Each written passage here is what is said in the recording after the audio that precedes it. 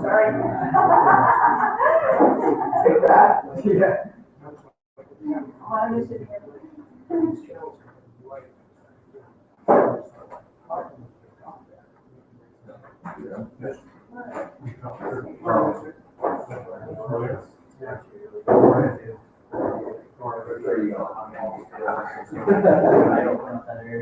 right.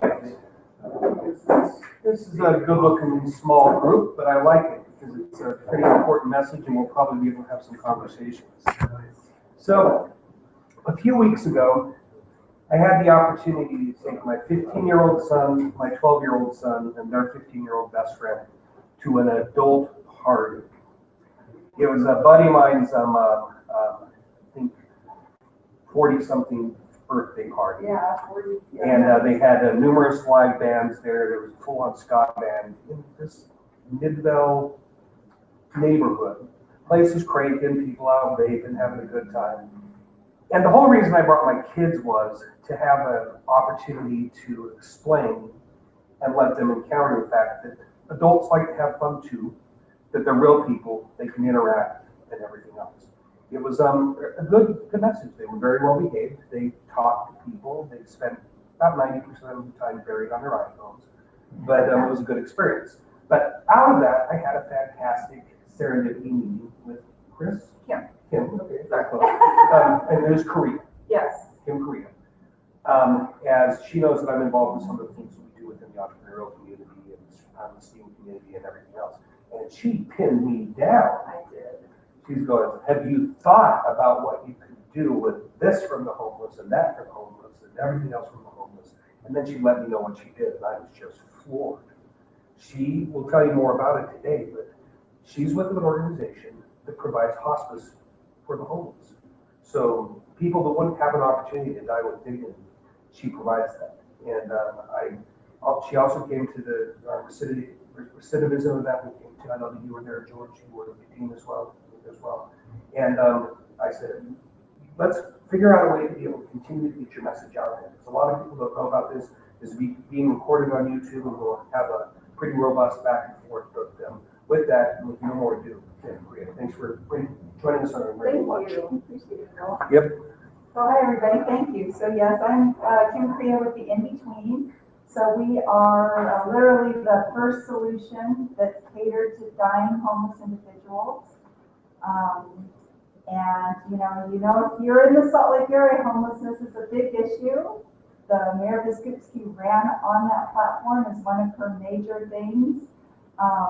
Mayor McAdams has got a coalition of collective impact. We sit on that coalition and we help provide input from our perspective. So the In-Between is the first solution that really provides temporary housing for people who are dying, and we provide it through to the end of life. So, last year, if you're familiar with the Candlelight Vigil, which is put on by 4th Street Clinic, it's in Pioneer Park. It was in December on a very cold night. I was standing on the snow. My feet were frozen by the time it was over, and I just thought about, don't feel sorry for yourself, because there are a lot of other people that are sleeping on the snow by the Jordan River or nearby there somewhere, because the shelters are full, or they won't go to the shelter because there are too many issues with shelter. So, sorry, my PowerPoint has some weird animations that apparently did not turn off. So last year, 97 homeless people died. On any given day, probably 1,400 homeless people stay. This is all going to come up one by one. 1,400 people stay at our area shelters. So the road home being the biggest. There are a few other smaller shelters. Shelters make you leave in the morning. They make you get back in line around 10 a.m. to get your bed for the next night. It's very hard to hold a job. Of course, if you're terminally ill, you're not really thinking about working anyway. Because you're sick, you don't feel well. You just want a place where you can get some health care.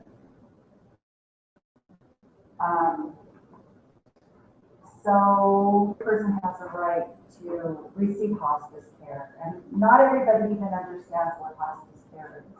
But have any of you been through hospice care as a loved one, by the way? Okay, you have? Yeah, so it's we're a team of doctors and nurses, and I wish my animations would stop. It's really good at PowerPoint, once you turn off my animations for me. We're a team of doctors and nurses and so forth, come to your house or your loved one's house and provide care in the home. And the idea is aging in place, it's keeping your loved one at home until they die, because really dying in a hospital or dying in a nursing home is a very cold and unfriendly way to spend your final few weeks or hours. You don't get the one-on-one attention there. So the idea of hospice is to keep people at home in their homes. And of course, homeless people don't have a home. So they don't have a place where hospice can occur. They don't have a place where they can get that 24/7 bed, because the shelters do make them leave during the day. So you know what I'm going to do is just go this way, because I think this might be a little bit better. We'll just watch it from my PowerPoint. Bear with me for 1 second here. I'll duplicate it up there, and we'll watch it with all the PowerPoint in its glory. So we were the first solution to come up with that. And our mission is simply to provide a safe and comfortable place where Utah's terminally ill men and women can experience the end of life with dignity. So that also gives them a place to receive hospice care from a professional agency. It also gives them a place to be surrounded by people who don't care, because they may or may not have a network of people who care about them. They may or may not have family, they may or may not have friends. A lot of homeless individuals are loners, or a lot of them live in tribes for safety, but the tribes are very problematic, because there's a lot of violence within the tribe. But especially from a woman's perspective, it's better to be with a guy that beats you up that you know than get beat up by 3 guys that you don't know. Let's not forget about the rape part of that. So that's what they're dealing with out there on the streets every day. And some people say, well, they choose that lifestyle. Well, there are a lot of issues about why people are homeless, and so it runs a very large spectrum. And when they get to the in-between, we really don't care about why they're homeless or what got it there, if they have a criminal background, if they have a mental health issue or multiple issues. We don't care if they have a drug addiction issue, although we do run a sober house and we don't allow drugs, street drugs in the house, or alcohol even. But our idea is that we just don't want people dying on the street. So we envision a community where everybody can receive hospice care and nobody has to die on the street. There is at least one option. So hospice, again, end-of-life philosophy that recognizes death as a natural process. So that's when, say you have stage 4 cancer and you've been going through chemo and you've been going through radiation, you've been fighting, and eventually you speak with your physician, you speak with your family, you feel miserable, you decide, I'm going off the chemo, I'm going off the radiation, I'm going to let nature take its course. That's when hospice comes in, and they will put you on medication to control your pain, to control your anxiety, because of course you're worried because you know you're dying, and that makes people very anxious. And then they'll provide in-home nursing services, they'll provide medical equipment like the beds that elevate, so it helps you be able to eat from within your bed, all just types of different medical equipment. That's all included in hospice. And it just focuses on making that final time in your life as pleasant as possible and as pain-free as comfortable, instead of focusing on fighting the disease. So we typically find that most of our residents, about half of them actually have Medicaid. Most of them aren't old enough to be on Medicare. They're not 65. The average lifespan of a homeless individual is about 54. And frankly, the life on the streets and a lot of drugs, they take their toll on the body. So your liver will be the first to go if you're using a lot of drugs or alcohol, and that's really hard to bounce back from.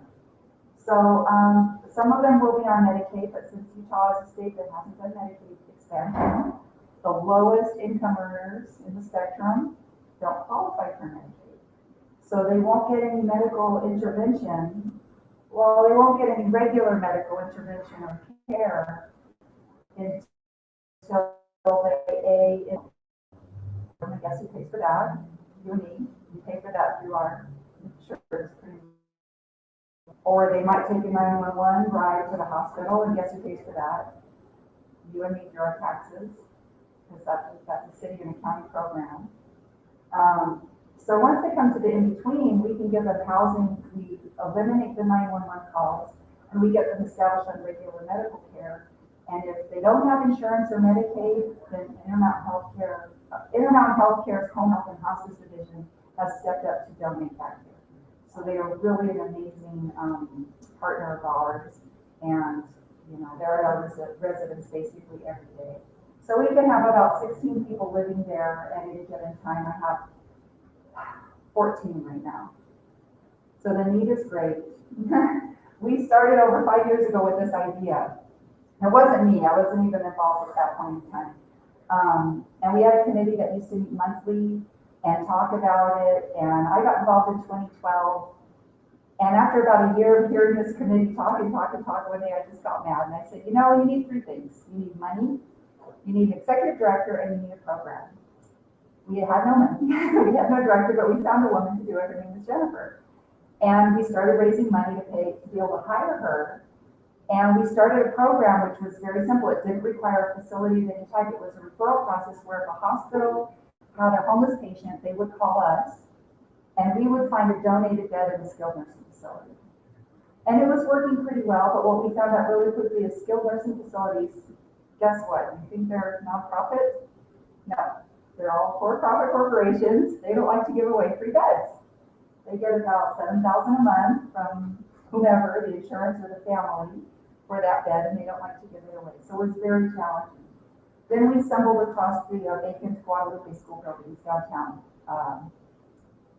in 2014, the end of 2014, and thought, wow, these are perfect buildings for us. So we started working with the Roman Catholic Church. They owned that property to sign a lease and start upgrades, and we were ready to rock and roll. We'd had our ribbon cutting May of last year, and then boom, our city councilman, because of a not in my backyard issue, actually threw in a temporary zoning restriction prohibiting end-of-life care in that facility. So the city councilman still in office?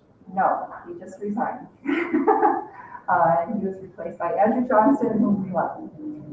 So we had a 6-month battle that almost shut us down, because once our funding community realized we might not be able to open, of course, they closed up the checkbooks and hid them away.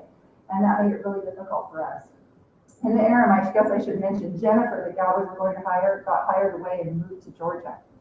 So in January of last year, I was passionate enough about this cause to quit my regular job, the security of my full-time job, and try to launch this program. So I've been working really hard at it for over a year now, a little bit over a year. So anyway, we were finally able to open on August 17th of last year. We moved our first resident in that day. It was a woman who had been on our watch list. And by the way, if you go to our website, I have links to a lot of news stories. A lot of TV stations came out and covered our first few weeks and a lot of our zoning issues. Her name was Olivia. She had stage 4 breast cancer. She thought she was going to be there, bless her heart. She's with her husband, and she didn't. So she passed away a few months later with us. She was our 3rd person to die with dignity at the end of training. So since opening, just since last August, we've had 4 people die with dignity, and we've provided over 1,500 housing nights, and we've served 30 people. So we'll take the individual, we'll take a spouse or partner, we don't take children. Although I've had an adult child living with a woman, a mother. And in a couple cases, we've taken dogs. I have a dog with me here now. So we'll take the pet. Our second resident, his name is Casey, and the hospital called me and said, I have somebody for you, but there's one hitch. And I said, what? And she says, he has a dog. And I said, what do you mean he has a dog? She goes, he will not separate from his dog, so we're letting the dog sleep in his bed. I said, in his hospital bed? And she said, yes. So after I stopped crying, I said, the dog's good enough for St. Mark's, the dog is good enough for the in-between. Yes, we'll take Casey and the dog. And it was a great dog, really, really cute little dog. And by the way, if you ever have any questions, call and I can don't understand. Although I can talk forever. So we provide a safe home-like environment. We provide healthy meals and snacks. We get a shipment from the Utah Food Bank every Friday. So grocery rescue, where they do with the stuff at the grocery stores that can't be sold but is still good. And we're lucky because our truck goes to Trader Joe's, Sprouts, and Whole Foods. So we get a lot of really fancy, high-dollar stuff. Sometimes our people just want baked goods from Smith's and Harmon's, to be honest with you. We get the fancy stuff. And we have volunteers who come in and look at what we got donated, and then they prepare meal plans based on that. And they bake up big casseroles and have those in the freezer ready to pop in the oven on any given day. I have 2 house managers that live there full time and are the caretakers of the place and the people. And then myself and a program manager, the only other 2 staff members. So we also provide bedding and toiletries and, you know, anything you would have normally in a house. If they don't have any clothing, we take them to the DI and let them go shopping, and the DI's given us vouchers so we can let them buy a week's worth of clothing. We have a transportation program, so we have volunteers to take them to and from medical appointments. And another big problem with the homeless is they lose their ID and all their documents, and so they can't apply for things like Medicaid or Social Security disability because they now don't have a birth certificate or an ID card. So we help them go through the process of getting all that documentation together and then restore that in a safe, and we give them copies so that they won't lose it again. So we're their safe place to those documents.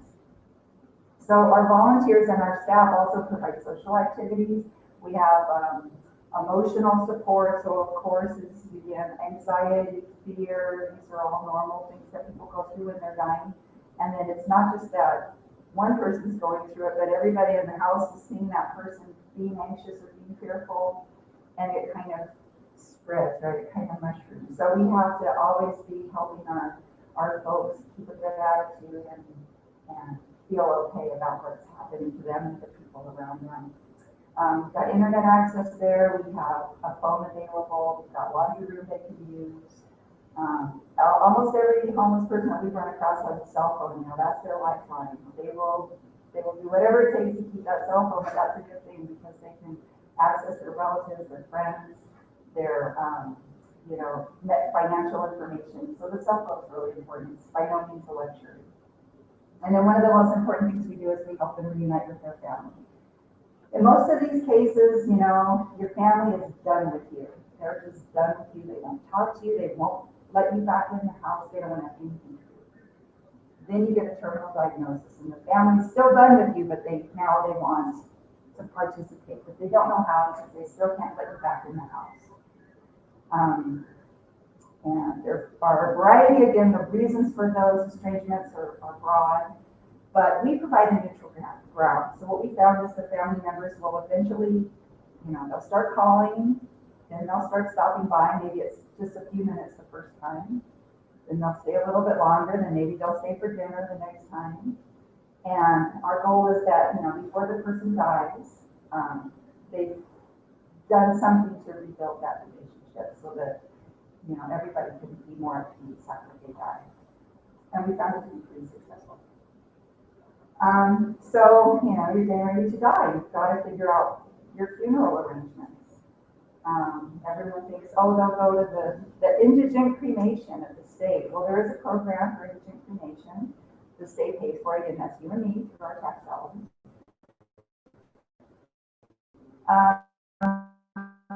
But we try to avoid that, so we try payments, social security checks, to pay for their own cremation. We get a private discounted rate from a partner of ours from your funeral. Or if that's not an option, then we can help the family chip in and get that cremation paid for so that it doesn't go to the state and to the community, a cost of the community. And then we held a memorial. We're having a memorial this Tuesday, as a matter of fact. We had a woman die on Friday. So we have a memorial for her family, which gives no cost to the family. We provide the memorial service. We'll do lunch afterward or dinner, depending on the hour. And then we put a name plaque in our memorial gardens. So they'll have something somewhere, because chances are nobody's going to put a headstone for them anyway. And then we do the obituary on our website, and again, that's a whole thing.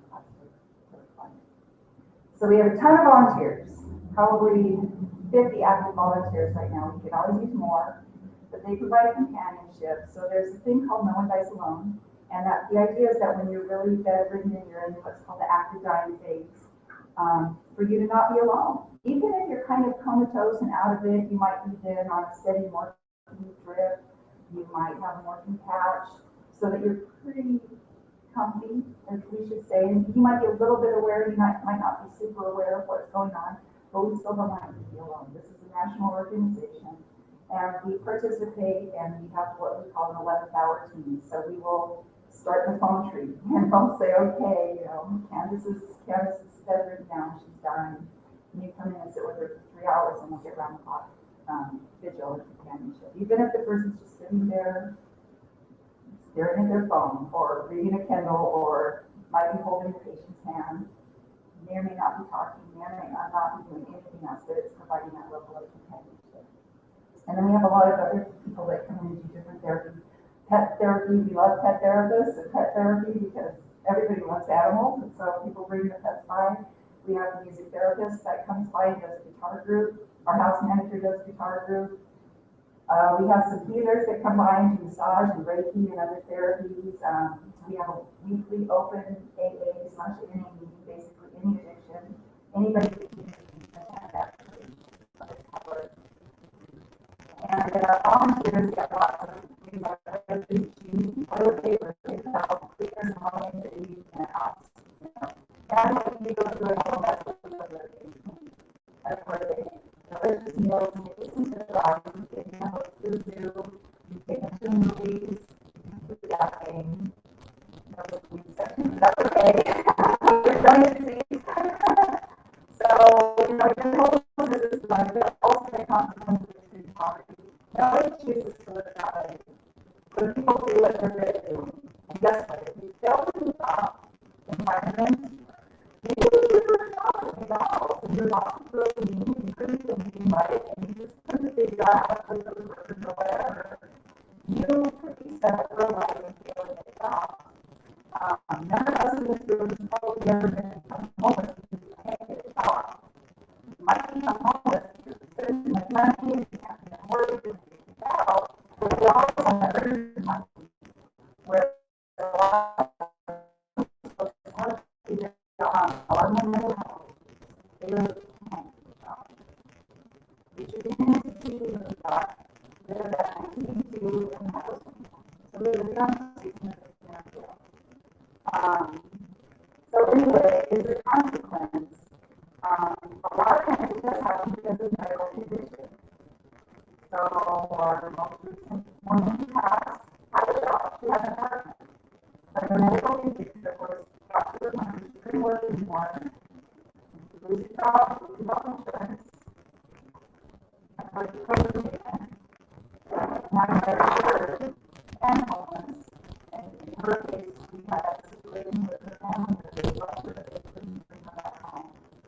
So we were the only way at home for her to be out on the street. So in her case, it was the result of her medical condition that caused her to be homeless. And homelessness is not just people living in the shelter. Anybody can shelter. Even anybody who doesn't have a name on saying, well, living with my sister, living in her bedroom. Your sister is mad that she didn't take you out without any notice. You have no right to be there unless she's giving you an actual contract of the lease or putting on the money. So it's a tenuous situation, but it's a circumstance, not a very situation. Again, we try to overlook all of that because we know the circumstances, no matter what they did to get into that homeless situation. Even if they've been naughty, and even if they're drug addicts, even if they have a criminal background, if they're bad, and so these are the folks we've done that for. This is Casey and his dog Cola. He was the one who had the dog at St. Mark's. That's his mom. Now his mom was also homeless, and she's a drug addict. And when she found out Casey was living with us, she was right over there. And you know, we let her stay. We gave her a room, and we said, as long as Casey's here, you can stay. And Casey was a great guy, very young, as you can see. So he was only with us about a week when he died. And then his dog Cola stayed with us for about another 2 months until his sister took Cola in. This is T. So T was a very old guy. He lived out on the streets. He was real stubborn. He would talk about his family. He would go to the shelter. He used to go to the clinic. He ended up in the hospital. Actually, he didn't even end up in the hospital. Long medical outreach team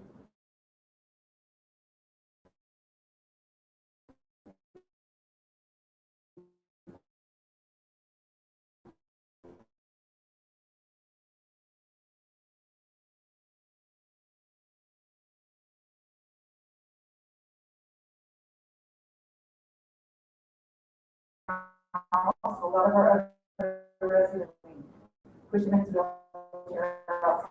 He loved to smoke. He wanted that cigarette, didn't matter how bad he felt.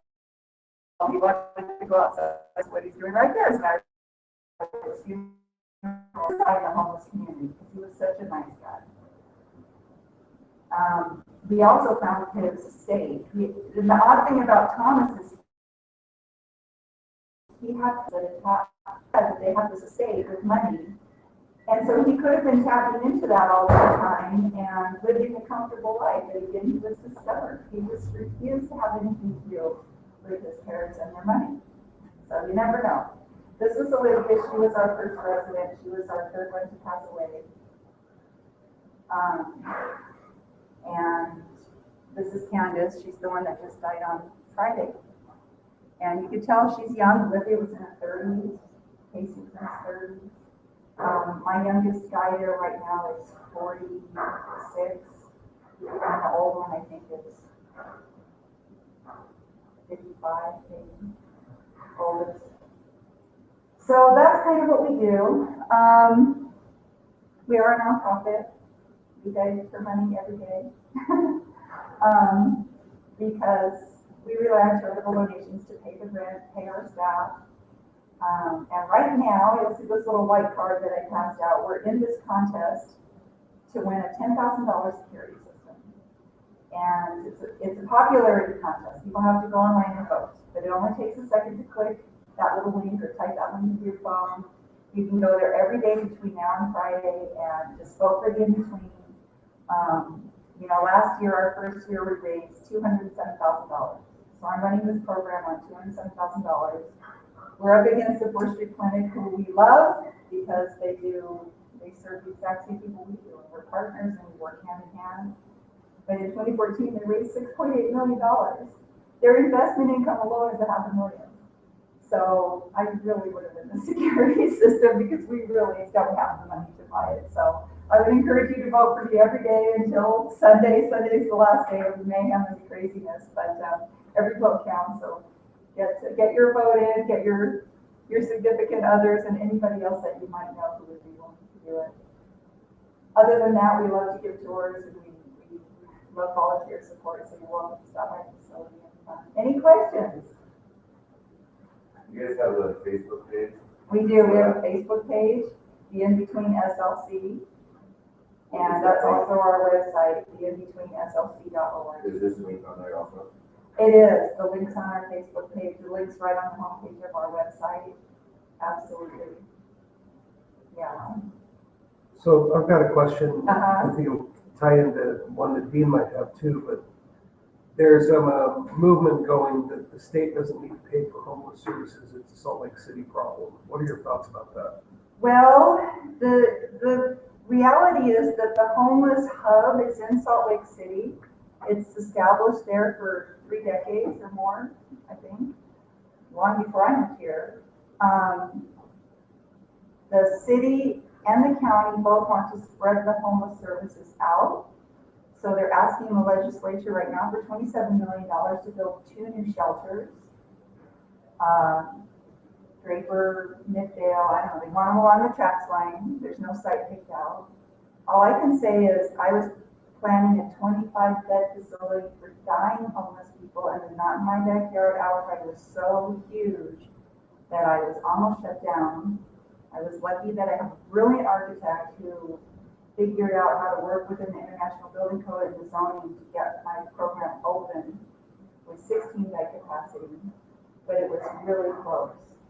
I mean, I had to go to a public hearing. I had to go to several public hearings. I had to have a huge amount of support, and even then the city council was reticent to give me any more than 25 beds. So I don't know how they'll ever get zoning approved for 2 new shelters, because I'm sure you don't want one in your backyard, and I'm sure you don't, and you don't, and I know I don't. So I'm not necessarily in agreement with that philosophy. My philosophy is the reason they're in the shelters for as long as they are is there's a lack of upline housing. So you'll know we were on the Daily Show, Lloyd Pendleton from the state, famous on the Daily Show for our permanent supportive housing project, which is really a great project because it costs $20,000 to keep someone on the street versus $8,000 to give them a free apartment. So what do you mean it costs $20,000 to keep somebody on the street? Well, they're using 911. They're using the ER for primary care. They're cycling in and out of jail. They're cycling in and out of court. They're stealing. So there's personal loss. They're stealing to support their basic needs, if you will. And no, they're not working. And no, they're not seeking employment. They're not seeking permanent housing because you can't get a job before you get housing. Housing comes first. So the state of Utah under Roy Pendleton figured this out, and they have built 3 now, I believe, permanent supportive housing units. And these are great for the individuals who really have mental health issues and don't function. Instead of having them living on the street or in jail, let's put them in an apartment. Let's keep them somewhat self-sufficient. But there aren't enough. Transitional housing is another huge one. The Home Inn, which is a great private organization, it's not a nonprofit, it's not a government, runs 3 transitional housing buildings. One is the old Rio Grande Hotel across from the train depot. That's a 60-bed facility, and he'll charge 50 to 70 a week, depending on the room, size of the room, those types of things, whether they have a roommate situation. Because the idea is, okay, you come off the streets and we say, okay, here's your bed, go get a temp job, go work at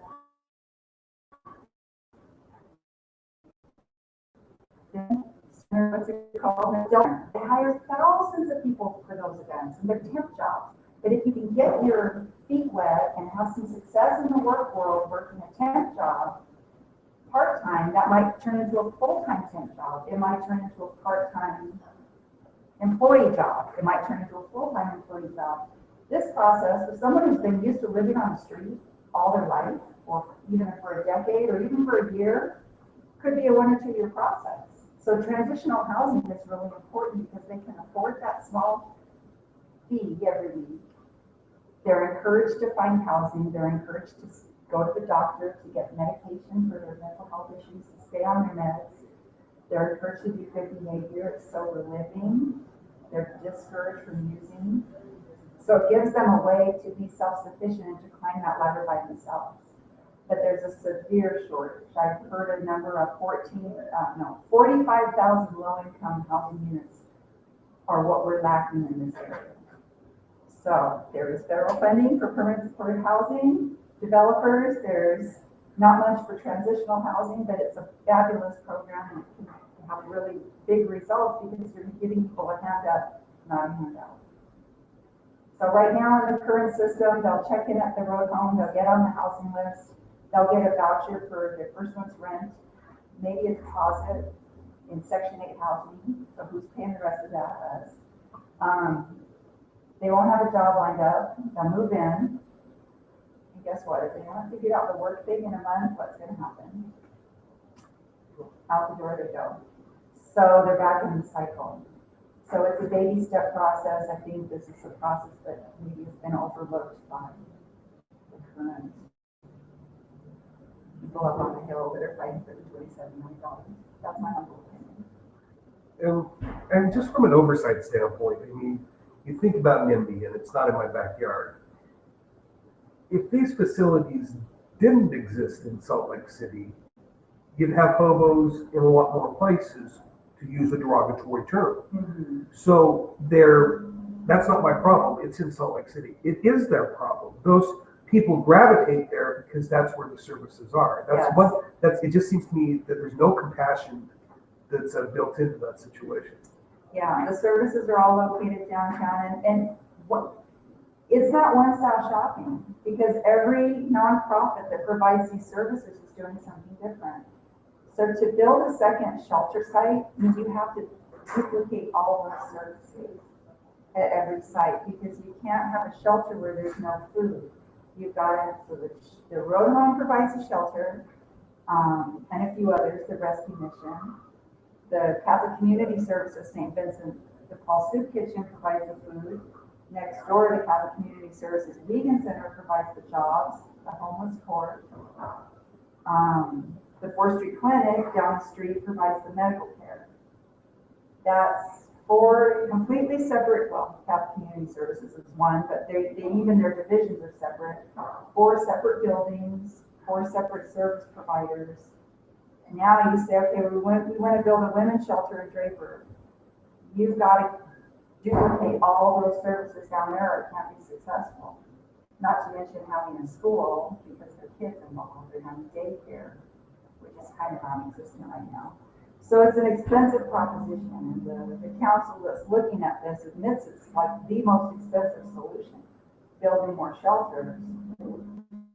And there are ideas that go downtown get to be seen. Because again, these are folks who live their life, and Thomas wouldn't even go call his parents' estate and get lots of money because he was so stubborn. What makes us think he's going to go to a shelter in Draper? He's going to do what he wants to do. So these are people with free will, and it'll be interesting to see how it plays out. Because late last year, I heard this report on chronic homelessness and how it's actually starting here more than anywhere else in terms of we have the lowest chronic homelessness rates in the country. Yeah. Maybe you can just comment on that because all I know about it is from that report that I heard. Obviously before about it. Yeah, it was an unfortunate report because yes, so chronic homelessness is, I believe, defined as 1 year or longer. And again, these are typically folks with mental health issues. A lot of them are vets who refuse to go to the VA because they're so mad at the government, they won't take any of their benefits. And so they've been on the streets for years. We have housed most of those programs in the state of Utah. But it's not solved by any means. Right now, the estimate is 1,400 a night are staying at the shelter, and maybe another 1,000 a night are camping. They're shelter births. They refuse to go to the shelter because of the drug problems there, the crime, and the violence. So they would rather camp even in the sub-zero weather than be in a shelter environment. And there's a shelter in Ogden, there's a shelter in Provo. It's not like Salt Lake is the hub, but Salt Lake does get most of the folks, and they'll get shipped in from other areas if they're not occasionally. But 75 to 85% of the people homeless in Salt Lake are Salt Lake County. That's a statistic that a lot of people don't understand all over the country. In fact, Casey grew up in the house across the street from me. The house across the street from Milwaukee Waterway School. He didn't live with his mother there. He lived with another. Had been talked to him since he was a little bit. That's how he was watching his mom do that. So, it's a really, I never in this field. Quite as intense and an easy problem. It is so complex and so complicated. And it takes a lot to stay clean and sober. I don't know if any of you try to quit smoking. Me, it's biting my fingernails. That's a hard habit. There's nothing addictive in your fingernails, right? It's just a physical habit. Smoking and heroin, by the way, is like the new water. Since marijuana is so readily available, heroin and so what else of us with kids in high school basketball? Does that answer your question? So now chronically homeless is the 1 year or more. Persistently homeless is the county's big focus right now. That's 3 months to a year. People check into the shelter, they might be there 6 months before they can get into any type of housing. That's the problem. There's no upline from the shelter. That's why I believe we don't need another shelter. We need permanent supportive housing, low-income housing, transitional housing. So they spend 2 nights at the shelter, boom. We've got a cot for you in transitional housing. You might be there for a month to 6 months, but it's your cot. We've got a locker for your stuff. You can maintain a job because you know you can come and go. And nobody else is in that room except for maybe your roommate. So that's what transitional housing is about. Seems like there's no surplus on volunteerism. I mean, at any point, there's gonna be a need for people to come in and do something in any of the realms. Absolutely, yeah. And for us, volunteers are huge because we don't have the money to pay staff, so I rely on volunteers from everything to bookkeeping and helping me answer the phones, to doing meal preparation, to helping us clean the rooms, to change out a room when somebody dies or somebody moves out, to even sometimes just go through our neighborhood and talk to our neighbors and say, hey, how's it going in the neighborhood? Because we want to be a neighbor, we want to make sure that our neighbors are happy. So we take a lot of frequent contact with them, and tomorrow, today is a birthday party for one of our residents. So we're throwing a birthday party, volunteers are doing that. We have a resident moving on. He came to me from the hospital, he had a lot of mental health issues, we finally got him into housing. It's been 5 months. This is a gentleman who can't live on his own. He's just not with it. And I was a person who didn't believe anybody. I didn't believe that existed. If there were people who couldn't make a go of it on their own. I was pretty dogmatic that way. But it's true. This gentleman, there's no one who can do it. So we've been able to get him into a housing situation. So we'll be throwing him a party, a going away party, to celebrate the fact that he can move up and out of our facility. He won't have to go back to the shelter, and he'll be in some place stable for probably the first time in 30 years, 25 years. There's two people in here that were from like the tech community and the startup community. I'm thinking of you particularly, George. Is there anything out there that from an innovation standpoint is not being addressed because there's not like a profit motive for it? Is there some sort of tech tool or app? And then think back to what you're doing, something that would be tied in like with those that are coming out of the prison environment that can help them with their job searches. Do they have access to internet? I mean, all those things. Yeah. I mean, this is, So I'm working on one, right, and it's still like being built, but really allowing the public, right, to ask or inquire, for a service and, kind of their budget, and then allow people to, the RFP process to pay on that, right? And it could be, I need help with groceries on my stairs for $20 to, I need a coder, right, to build me something for $20,000. And I was just trying to think, while you're talking, what are these people capable of doing, and is giving them cash enabling them to go buy new? Do we not care about that? How can we get them, gigs, and still get training at your skills doing gigs? It's huge. The day labor, if you could harness the way to connect laborers with day labor jobs in a simple way that somebody can do from a really cheap smartphone, one of the cheapest prepaid smartphones out there, it would be huge because most of these folks want to work. They're having a hard time connecting, and they are in that mode of letting excuses turn them the other way versus having the confidence to ignore everything that's going wrong and say, no, I'm going to get out of bed at 7 and I'm going to walk down to Home Depot and I'm going to see if I can get a day job or whatever it is, So connecting those temp jobs to actual people without a middleman, I think could be really huge. And that's the concept. I feel like, connections that could be mutually beneficial aren't being made. Right? People aren't talking and things like that. And I think of like my mom had been in, she was in an apartment complex, walking up with groceries, right? It's hard for her. And then I think of there might be a 14-year-old that lives by her, right? And she's already doing that. And that 14-year-old might want $20, but and I would be willing to pay him $20 to come and walk every time. And so kind of, and they can use it on a computer. So they it's like a Craigslist, right? Just for gigs. It'd be nice. Facilitate the funds transfer so it goes right to your PayPal or bank account or whatever. Yeah. or something that's not even exchanged to a fiat currency that can be exchanged for something. So couldn't turn into another hit of black tar. And it might, but at least they're working for it, not standing for it, to be honest with you. Because they're gonna get it. If they need it, And they're that's gonna the get it. thing, you could be trade, right? It can be, you know. Some sort of a barter exchange. Yeah, it doesn't have to be cash. Mhm. You know, food or a massage. I don't know.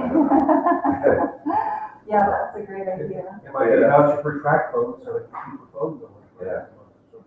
I know from our perspective, it would be really nice if we had an internal database. Of course, I'm always asking for these to be donated to track our clients. It has to be fairly, something that me and my staff could access and share probably from our cell phones because I have an iPad that nobody else does. I have a laptop that doesn't have internet connection. The cell phone really is the brains of everything. And so I need to track my clients. I do that on an Excel spreadsheet right now, and I have a lot of columns, and I'm trying to track their, not only the number of clients, but the unduplicated and the times they're served. So if I have somebody leave and come back, suddenly I'm moving rows up and down in my spreadsheet, and it's beyond my capacity as far as manipulating Excel and turning that into real data. So that's really important to us. And then also our volunteer team, having a way to communicate effectively with them via cell phone, via text, some type of a text message to say, like, here's the 11th hour, we need these slots filled. They could just do it from their phone. Right now I use volunteer spots, a third party, deal. I'm not that comfortable having it out there on a third party site. I'd much rather have it internal. So those are some of the techniques that we need that could really help the in-between. Oh, and the third one would be, everybody always asks me, what do you need? Well, I don't know, because I don't know how many cases in the closet, but last week, we had 2 cases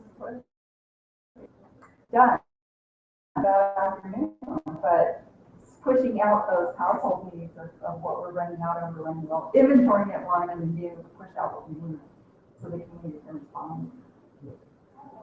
Yeah, and I love being a guinea pig, so I love having software tested on our program that you could roll out then to once you've worked the bugs out.